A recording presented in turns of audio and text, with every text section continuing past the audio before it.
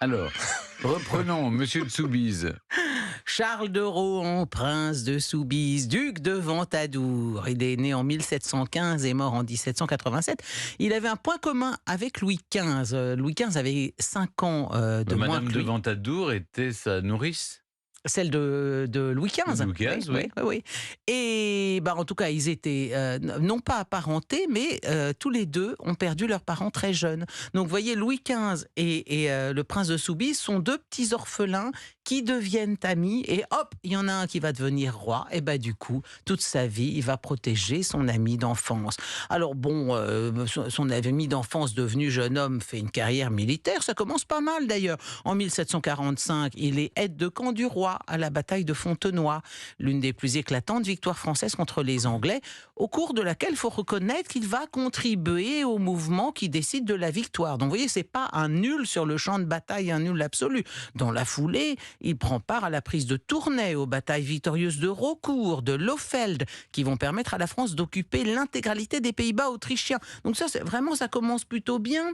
Ce sont des succès militaires qui lui valent de recevoir en 1748 le titre de lieutenant général des armées. Et comme en plus d'être ami avec Louis XV, il s'entend bien avec Madame de Pompadour, on lui confie une division de 24 000 hommes au moment même où commence la guerre de 7 ans. Vous savez, la guerre de 7 ans, c'est un peu un embryon de guerre mondiale. On se bat absolument partout, mais en France, on va perdre le Québec, on va perdre l'Inde, on va tout perdre là-dedans.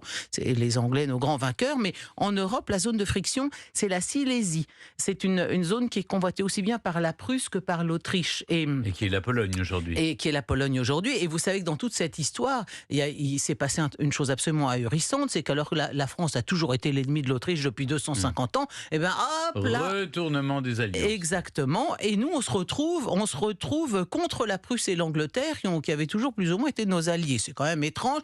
Et alors là, l'une des principales batailles, ça se passe à Rosbach. Rosbach, c'est une petite ville de Saxe, à 35 km au sud-ouest de Leipzig. Et là, il y a deux armées qui se font face. Donc d'un côté, l'armée de Frédéric II de Prusse, et de l'autre, les troupes franco-autrichiennes, menées donc par mon fameux Soubise et son homologue autrichien, le feldmarschall d'Empire Joseph Friedrich von Sachsen-Hildburghausen.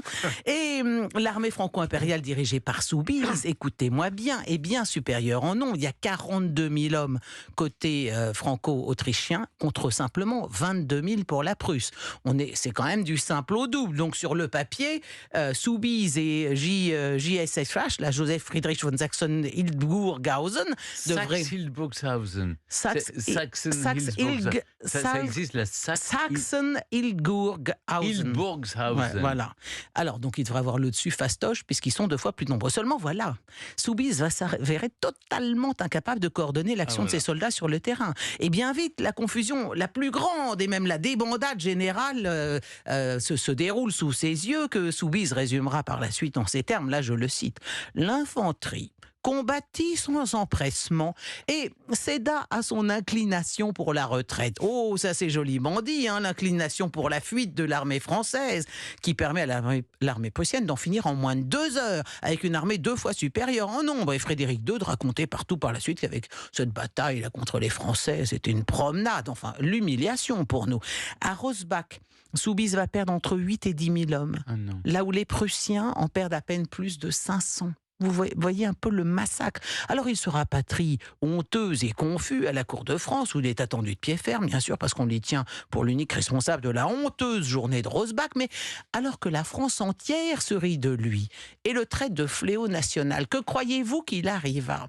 Louis XV est très attaché à son ami. Alors non seulement il ne prend aucune sanction après Rosbach contre son ami de cœur, ainsi que l'on surnomme Soubise à la cour, mais il le nomme, on est bien en France, mais il le nomme ministre d'État en remplacement du ministre de la Guerre. Il lui alloue une pension considérable de 50 000 livres. Il lui affecte un magnifique appartement de fonction à l'Arsenal et il lui confère le cordon bleu, distinction qui, compte tenu de l'amour de Soubise pour la cuisine, était peut-être de toutes les gratifications obtenues devenue la seule qui fut vraiment méritée. Et ça n'a rien à voir, hein, le cordon bleu. Ça n'a rien à voir, je précise. Oui, mais mieux encore, Soubise est fait maréchal de France en 1758 et Louis XV lui confie une nouvelle armée pour lui permettre de faire oublier Rosbach. Alors, il faut lui rendre justice, il y parviendra plus ou moins la dernière année de sa carrière militaire en 1762 avec sa victoire de Nauheim. Le roi lui passa tout, mais il faut reconnaître à la décharge de Soubise qui lui montrera une loyauté inaltérable à la mort de Louis XV le 10 mai 1774. Eh bien,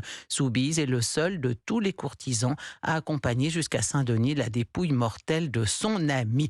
Enfin, si vous voulez, on m'empêchera quand même pas de penser que dans une époque où on ne l'eût pas contraint à devenir soldat, Soubise aurait largement préféré les batteries de cuisine aux batteries de canon.